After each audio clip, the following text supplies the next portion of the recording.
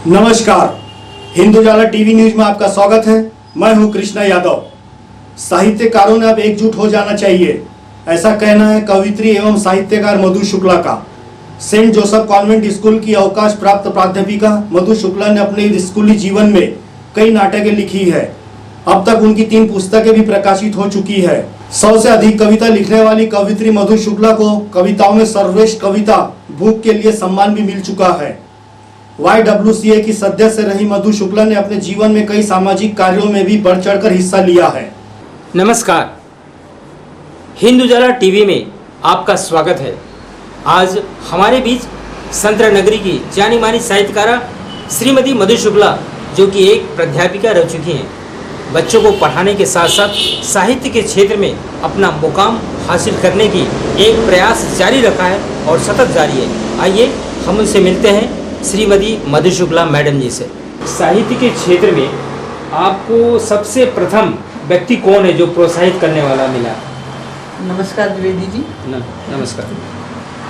मैं साहित्य के क्षेत्र में पहले पढ़ाने के क्षेत्र में तो थी, पर स्कूल में छोटे मोटे नाटक लिखा करती थी जो कि मंचन होते थे स्टेज पर। तो पहले मैं जब PhD कर रही थी उस समय मुझे दिनेश सोनी जी मिले, जिन्होंने कहा जब आप ये लिखती हैं तो आप क्यों नहीं लिखना शुरू करती हैं और आगे बढ़िए। तो सर्वप्रथम उन्हीं के प्रोत्साहन से मैंने हमारी प्रिंसिपल की जो है विदाई कविता लिखी थी, वहीं से मेरी शुरुआत। अच्छा, अभी आपकी कितनी पुस्तकें प्रकाशित हुई है अभी तक? अभी तक मेरी 3 पुस्तकें प्रकाशित हो चुकी हैं। सबसे पहले ढोल की पोल नामक नाटक संग्रह है, दूसरी सुखानुभूति कहानी संग्रह है जिसमें लघु कथाएं भी हैं कई, और तीसरी सीपियाँ जो कि मेरी काव्य संग्रह है, और चौथी अभी प्रकाशाधीन है बेगुनाह जो कि एक उपन्यास है। अच्छा, साहित्य के क्षेत्र में आगे बढ़कर आप क्या करना चाहती हैं? साहित्य के क्षेत्र में बढ़ने की तो बहुत इच्छा है, परंतु अगर कोई मार्गदर्शक या कोई पथ प्रदर्शक मिल जाए तो आगे बढ़ें। लिखने की तो बहुत इच्छा है। अभी फिलहाल मैं एक खंड काव्य लिख रही हूँ जो कि सीता जी पर है, उनके जन्म के पूर्व से लेकर उनके धरती में समाने तक। मतलब मुख्य पात्र उसमें सीता रहेंगी और सब पात्र आएंगे। अच्छा, आपके सामाजिक जीवन के कार्यशैली के बारे में विस्तार से बताइए। मैं एक तो YWCA की मेंबर हूँ, जो कि हम लोग कई जगह जाके झोपड़पट्टियों वगैरह में भी कार्य करते हैं, और उसके पहले मैं हमारे स्कूल के ही जो है सोशल साइंस उसमें काम करती थी। तो रिक्शा वाला डे हम लोग ऑर्गेनाइज करते हैं, जिसमें कि जो साइकिल रिक्शा वाले हैं उनको आगे बढ़ाने के लिए प्रोत्साहन देना, उनको सम्मान देना तथा कई प्रकार के प्रोग्राम देना और उपहार इत्यादि देके हर साल करते थे। रिटायरमेंट के बाद तो वो नहीं हो पा रहा है। अच्छा, आप आगे चलकर कोई ऐसी किसी के बारे में कोई उपन्यास लिखना चाहते हैं? ऐसा ये इच्छा है क्या आपकी? मैंने उपन्यास लिखा है मेरे पिताजी की जीवनी पर ही लिखा है। जो उनके पूरे जीवन में जो घटनाएं हुई हैं वो बेगुनाह उसी को नाम दिया है। आप कलाकारों के बारे में क्या संदेश देना चाहते हैं? एक तो कोरोना काल चल रहा, कई नाटक मंचन नहीं हो रहे हैं, कविताएं ऊपर मंचों पर पढ़ी नहीं जा रही, इसके बारे में आपका क्या विचार है? क्या संदेश देना चाहती हैं? ये कलाकारों के बारे में कह रही हूँ कि जैसे होता है प्रगति हर व्यक्ति कर सकता है, थोड़ा उससे एक दिशा मिलनी चाहिए। मेरे लगभग 13 नाटक आ चुके हैं, रेडियो पर प्रसारित हो चुके हैं, हवा महल पर भी प्रसारित हुए हैं, और उसी के आधार पर मैंने ये पुस्तक लिखी उसके बाद में। और आगे बढ़ने के लिए मैं यही कहूँगी कि साहित्यकार एकजुट हो जाएं जी, और एकजुट होके अगर प्रयत्न करें तो आगे बढ़ने की होती है। प्राचीन जमाने में था कि प्रकाशक जो है खुद लेखकों को बुलाता था, उनके भविष्य में छापता था और लिखता था। तो ये बहुत बड़े बड़े हो गए हैं, सूर्यकांत त्रिपाठी, निराला, प्रेमचंद इत्यादि, क्योंकि उस समय लेखक कम हुआ करते थे। पर आज के ज़माने में हर एक के ये होता है इच्छा कि हम आगे बढ़ें, तो बहुत सारे हो गए हैं, और प्रकाशक जो है उन्हें ठीक से मानधन देता नहीं। उल्टा ये होता है कि लोग अपने पैसे देके छपवाना चाहते हैं, और इस तरह से अगर सारे साहित्यकार एक हो जाएं तो फिर अपने आप में ही एक निकालें। जैसे कि आपने ये एक माध्यम शुरू किया, ये बहुत अच्छा प्रयास है। मैं इसके लिए आप लोगों को धन्यवाद देती हूँ कि आगे बढ़िए और साधुवाद है इसके लिए। अच्छा, आप कलाकारों के बारे में क्या संदेश देना चाहती हैं? कलाकारों के बारे में ये संदेश देना चाहती हूँ कि वो निरंतर प्रयत्न करें, प्रयास से ही सफलता मिलती है। जैसे मैं अपने बच्चों को सिखाती थी कि अगर आप में प्रतिभा है तो प्रतिभा को कोई नहीं दबा सकता है। मान लीजिए एक दिए के ऊपर आपने एक टोकनी ढाक दी है तो भी वो प्रकाश चारों ओर से उसका फैलेगा और लोगों को अपना अस्तित्व बताने की कोशिश करेगा। तो आप हौसला रखिए, एक दो बार सफलता मिलेगी, परंतु उसके बाद सफलता आपको मिलती जाएगी। और कोरोना काल में तो कई लोग बेकार हो गए हैं, फिल्मों से, टीवी से, कई कलाकार, यहाँ तक नौबत आ गई कि कई लोग सब्जी बेचने के लिए मजबूर हो गए हैं। तो उनसे कहते हैं कि इसी तरह आगे बढ़िए, कोरोना एक ना एक दिन तो होगा, अंधेरी रात के बाद रोशनी का आती ही है, सुबह की पहली किरण आपके जीवन में भी आएगी और आप आगे बढ़ते रहेंगे। आपने कई स्टूडेंट को पढ़ाया है जी, उसमें से कोई ऐसा बच्चा हो जो बड़ी पोस्ट पर गया हो, उसका एक यादगार क्षण आप यहाँ पर बताइए। बच्चे तो कई थे और कई लड़कियां बहुत ऊंची पोस्ट पर भी गई हैं। उनमें सबसे पहले तो मैं परिहार जी की बेटी वर्तिका के बारे में बताऊंगी, जो कि एक अच्छी डॉक्टर बन गई है और जो है वो मिस बॉम्बे भी बन चुकी है और काफ़ी आगे बढ़ी है। यहाँ पर कई जो हैं जो फिजियोथेरेपिस्ट हैं, डॉक्टर हैं, वकील हैं। मैं जिस क्षेत्र में जाती हूँ, मैं कितने नाम गिनाऊँ, जिस क्षेत्र में जाती हूँ कोई ना कोई स्टूडेंट मुझे मिल जाता है, अरे मैडम पहचाना क्या। और एक स्मरणीय घटना मैं अपने जीवन की बता रही हूँ कि हमारे यहाँ मेरा पीरियड शुरू होता था, उसके पहले मैथ्स पीरियड होता था। मैथ्स पीरियड में सामने की बिल्डिंग काफ़ी, प्रीमाइसेस बहुत बड़ा है हमारे स्कूल का, तो एक क्लास से दूसरे क्लास में जाने के लिए कम से कम 5 से 7 मिनट लग जाते थे। तो लड़कियों ने सोचा कि मैम अभी निकल रही हैं, तब तक जाके हम कुछ काम कराएं। और वो हमारे यहाँ की पूरी असेंबली की हेड गर्ल थी और उसके साथ के पूरे कैबिनेट की मिनिस्टर थे।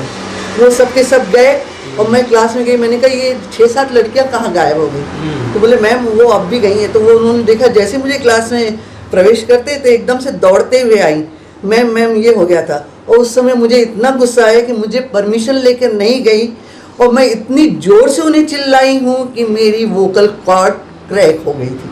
मतलब उसके बाद मेरी आवाज़ ही नहीं निकली।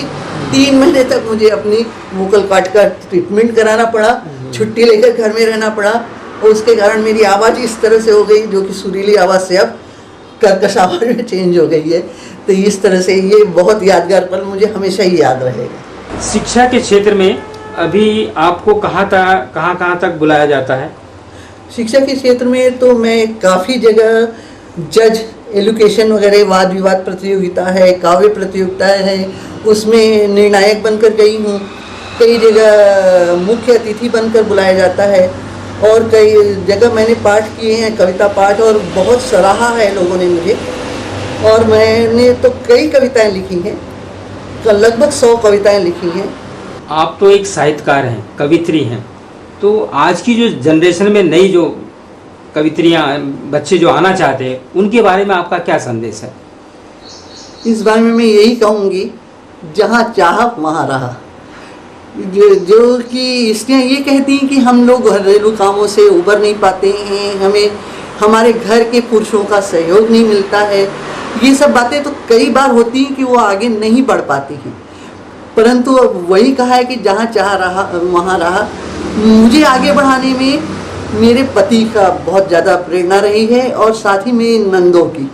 मेरी 4 नंदे हैं, जिनमें से 2 बड़ी हमेशा मुझे प्रोत्साहित करती रही कि आगे बढ़ो, आपके साथ हम हैं, और उन्हीं के कारण मैं आगे बढ़ती चली गई। तो यही कहना चाहूँगी, जैसे मैंने अभी पिछले प्रश्न के उत्तर में कहा था, अगर आप में प्रतिभा है तो उसे कोई नहीं दबा सकता। इसके लिए मैं मंडन मिश्र की पत्नी की, उन्होंने जो है कि सारे कार्य होते हुए भी ज्ञानेश्वर और मंडन मिश्र के बीच जब शास्त्रार्थ हुआ था, तो वो कहने लगी कि इसके लिए निर्णायक कौन बनाया जाए। तो उन्होंने कहा मेरी पत्नी से अधिक कोई वो नहीं होगा। तो उन्होंने कहा घर के काम करना, अतिथि हैं, आजकल के जैसे नौकर चाकर उस समय नहीं हुआ करते थे, तो अतिथियों के सत्कार के लिए तो वो सारे काम भी करती थी। उसके लिए उन्होंने एक उपाय सोच लिया, उन्होंने दोनों के गले में 2 पुष्पहार डाल दिए। और जब सारा शास्त्रार्थ खत्म हुआ तो उनसे पूछा गया कि कौन विजयी हुआ, तो उन्होंने कहा ज्ञानेश्वर। तो उन्होंने कहा पति के विरोध में तुमने कैसे दिया, कैसे जाना आपने, तो आप घर के कामों में मग्न थी। तो उन्होंने ये कहा कि ये जो पुष्प है, जब व्यक्ति क्रोधित या विचलित होता है तो उसके क्रोध से जो उष्मा निकलती है उससे वो फूल मुरझाने लगे, जबकि ज्ञानेश्वर प्रसन्न चित्त होकर लगातार बोल रहे थे उनके फूल नहीं मुरझाए, आपके फूल मुरझा गए, इसलिए मैंने ये दिया कि ज्ञानेश्वर विजयी हुए। तो जिस तरह उन्होंने किया तो सारे घर के काम करके, मैं भी एक शिक्षिका रही हूँ और साथ ही घर के भी सारे काम करती रही हूँ। पर यही था कि मेरे लगन थी, तो मैं घर के बाद सारे कामों के बाद रात को 12 के बाद बैठ के मैं लिखना शुरू करती थी, और जब तक मुझे नींद नहीं आती थी। तो इसी तरह हर कलाकार आगे बढ़ सकता है। जो है बाधाएं बहुत आती हैं स्त्रियों को बढ़ने के लिए हर क्षेत्र में, पर उन बाधाओं को अगर हम जो है नकारें, कहीं पर भी हम जो है समझौता ना करें, समझौता करके आगे बढ़ना वो कभी भी पीछे खींच सकता है। अगर आप में प्रतिभा है तो सामने वाला जो आपको समझौते के लिए मजबूर कर रहा है वो भी आपको बुलाएगा, क्योंकि हर जगह स्त्रियों के लिए बहुत बड़ी बात है ये समझौता करके आगे बढ़ना। और ये टीवी और फिल्मों के क्षेत्र में तो हम लोग देखते ही हैं, तो ये साहित्य के क्षेत्र में भी कई बार होता है। जैसे पीएचडी वगैरह करने कई लोगों ने मुझे कहा कि जो है वो गाइड जो है आपको डोमिनेट करेगा, पर अगर आप में क्षमता है तो कोई आपको डोमिनेट नहीं कर सकता। आप अपने प्रतिभा के द्वारा आगे बढ़ें, अगर आप में चाह है तो कोई नहीं रुक सकता, आप आगे लगातार बढ़ते रहेंगी। किसी के जीवन में फूल बन के आगे बढ़ो, उसके लिए शूल मत बढ़ो, दूसरों के लिए बाधा मत उत्पन्न करो कि हमें आगे बढ़ना है तो दूसरे के पैर खींचे, ये कभी नहीं करो। तो आप लगातार सबको लेके आगे बढ़ते रहें। आपकी सर्वश्रेष्ठ जो कविता है हमारे दर्शकों को आप सुनाइए। वैसे तो मैंने लगभग 100 के ऊपर कविताएं लिखी हैं, पर सबसे सर्वश्रेष्ठ कविता भूख है, जिस पर मुझे सम्मान भी प्राप्त हो चुका है। हरिवंश राय बच्चन सम्मान मिला है इस पर मुझे। ये कविता अब आपको दर्शकों के सामने मैं प्रस्तुत करना चाहती हूँ। मेरी कविता का शीर्षक है भूख। भूख यदि संसार में न होती, भूख यदि संसार में न होती तो हिंसा की प्रगति भी न होती, तो हिंसा की प्रगति भी न होती। पाषाण युग से अंतरिक्ष युग तक ना पहुँचता, पाषाण युग से अंतरिक्ष युग तक ना पहुँचता। भूख मिटाने के नए नए उपाय ना सोचता, भूख मिटाने के नए नए उपाय ना सोचता। भूख के कारण सिर्फ विकास ही हुआ है नहीं, भूख के कारण सिर्फ विकास ही हुआ है नहीं, अनाचार और पाप का साम्राज्य भी तो बढ़ा है, अनाचार और पाप का साम्राज्य भी तो बढ़ा है। भूख मिटाने के लिए धर्मात्मा भी पापी बन जाता है, भूख मिटाने के लिए धर्मात्मा भी पापी बन जाता है। नारी तन का व्यापार तक कर डालती है, नारी तन का व्यापार तक कर डालती है। यह भूख क्या क्या नहीं करवाती है, यह भूख क्या क्या नहीं करवाती है। तन की भूख व्यभिचार कराती है, तन की भूख व्यभिचार कराती है।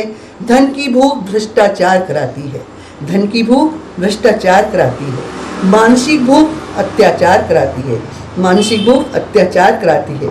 आत्मिक भूख उसे महात्मा बनाती है, आत्मिक भूख उसे महात्मा बनाती है। यदि जिज्ञासा की भूख न होती, यदि जिज्ञासा की भूख न होती तो मानव भी पशुवत होता, मानव भी पशुवत होता। आगे बढ़ने की भूख ही जन विकास तथा राष्ट्र विकास कराती है, आगे बढ़ने की भूख ही जन विकास तथा राष्ट्र विकास कराती है।